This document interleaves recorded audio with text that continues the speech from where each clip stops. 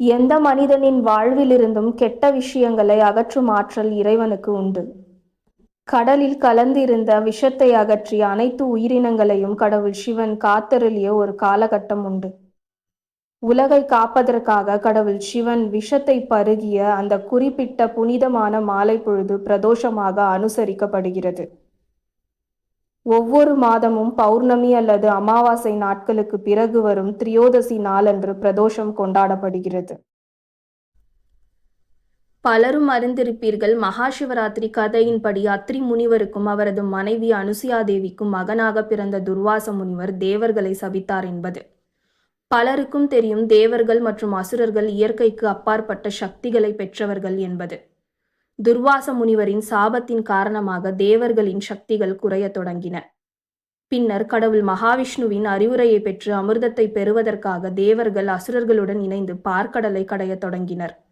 தேவர்களும் அசுரர்களும் வாசுகி பாம்பை கயிறாக பயன்படுத்தி பார்க்கடலை கடைந்து கொண்டிருக்கும் போது வலி தாங்க முடியாமல் வாசுகி பாம்பு தனது விஷத்தை பார்க்கடலில் கக்கியது.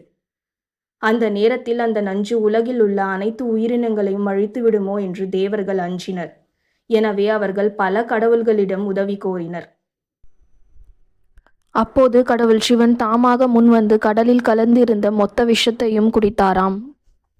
இவ்வாறு கடவுள் சிவன் அனைத்து உயிரினங்களையும் காப்பாற்றினார். கடவுள் சிவபெருமான் அந்த நஞ்சை பருகி உயிரினங்கள் அனைத்தையும் காப்பாற்றிய அந்த காலப்பகுதியே பிரதோஷம் என்று அழைக்கப்படுகிறதாம். திரியோதசி நாளில் மாலை 4:30 மணி முதல் 6 மணி வரையிலான காலப்பகுதியில் கடவுள் சிவன் விஷத்தை அருந்தியதாக நம்பப்படுகிறது. எனவே இக்காலப்பகுதியே பிரதோஷ காலம் என்று கருதப்படுகிறது. அதன் பிறகு மகா சிவராத்திரி கதையில் அறிந்திருப்பீர்கள், அந்த நஞ்சு கடவுள் சிவனின் உடலின் பிற பாகங்களுக்குள் பரவிவிடாமல் இருக்க கடவுள் பார்வதி அவரின் கழுத்தை தனது கைகளால் அழுத்தி பிடித்து கொண்டார்கள் என்பது. விஷத்தின் காரணமாக கடவுள் சிவனின் உடலில் வெப்பநிலை மிக அதிகமாக உயர்ந்தபோது கடவுள் பார்வதி வாசுகி பாம்பை கடவுள் சிவனின் கழுத்தை சுற்றி கட்டிவிட்டு தன் கைகளால் அழுத்தினார்களாம். மேலும் விஷம் பரவுவதை தடுப்பதற்காக கடவுள் பார்வதி இரவு முழுவதும் கடவுள் சிவனின் கழுத்தை மென்மையாக அழுத்தி பிடித்திருந்தார்களாம். அந்த நிகழ்விற்கு பிறகு அவ்விஷம் கடவுள் சிவனின் கழுத்திலேயே நிரந்தரமாக தங்கிவிட்டதாக நம்பப்படுகிறது. வருடா வருடம் மகா சிவராத்திரி பிரதோஷ தினத்திற்கு மறுநாள் அன்று வருகிறது. கடவுள் சிவன் பார்க்கடலில் கலந்து இருந்த விஷத்தை குடித்த நாளே பிரதோஷம் என்று சிலர் கூறுகின்றனர். அதே வேளையில் அனைத்து உயிரினங்களையும் காப்பதற்காக கடவுள் சிவன் விஷத்தை அருந்திய அந்த நிகழ்வை நினைவு கூர்ந்த நாளே மகா சிவராத்திரி என்று வேறு சிலர் கூறுகின்றனர். மகா சிவராத்திரி அன்று கடவுள் சிவனின் உடலுக்குள் விஷம் பரவாமல் கடவுள் பார்வதி தடுத்தார்கள். அந்த சமயம் கடவுள் சிவன் விழித்து இருப்பதை உறுதி செய்யும் வகையில் மற்ற தேவர்கள் இசை மற்றும் நடனத்தின் உதவியுடன் விழித்து இருந்தார்களாம். மகா சிவராத்திரியானது சதுர்தசி நாளில், அதாவது பௌர்ணமிக்கு பின் 14வது நாளில் வருகிறது. இது தேய்பிறை காலத்தின் 14வது இரவாக அமைகிறது. 108 பிரதோஷ நாட்களில் கடவுள் சிவனை வழிபட்ட பக்தர்களுக்கு இவ்வுலகில் மறுபிறவி இல்லை என்று நம்பப்படுகிறது. பிரதோஷ நாளன்று மாலை 4:30 மணி முதல் 6 மணி வரையிலான நேரத்தில் சிவாலயங்களில் கடவுள் சிவனுக்கு சிறப்பு பூஜைகள் நடத்தப்படுகின்றன.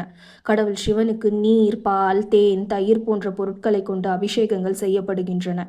இப்பிரதோஷ வேளையில் கடவுள் சிவனை வழிபடுவது பக்தர்கள் தாங்கள் அறியாமல் செய்த பாவங்களிலிருந்து விடுபட உதவி செய்வதோடு அவர்களுக்கு முக்தியும் பெற்றுத்தரும் என நம்புகின்றனர். நந்தி தேவர் கடவுள் சிவனின் முதன்மையான வாகனமாக திகழ்கிறார் என்பது பலருக்கும் தெரியும். பிரதோஷ காலத்தில் பல சிவாலயங்களில் கடவுள் சிவனின் அருளை வேண்டி அவருக்கு பூஜைகள் செய்வதற்கு முன்னதாகவே நந்தி தேவரின் திருவுருவ சிலைக்கு அபிஷேகங்கள் செய்யப்படுகின்றன. ஒவ்வொரு மாதமும் பிரதோஷம் இருமுறை வருவதால் தமிழ்நாட்டில் உள்ள சிவாலயங்களில் பிரதோஷ பூஜைகளும் மாதத்திற்கு இருமுறை நடத்தப்படுகின்றன. பிரதோஷ வேளையில் பக்தர்கள் தங்கள் வாழ்வில் பல்வேறு நன்மைகளை வேண்டி கடவுள் சிவனை வழிபடுகின்றனர். சில சிவாலயங்களில் பிரதோஷ நேரத்தின் போது கடவுள் சிவன் மற்றும் கடவுள் பார்வதியின் திருவுருவ சிலைகளை சுமந்து சென்று பக்தர்கள் கோவிலை சுற்றி வலம் வருகின்றனர். பிரதோஷ வேளையில் கடவுள் சிவனை வழிபடுவது அவரிடமிருந்து அருளை பெற உதவக்கூடும்.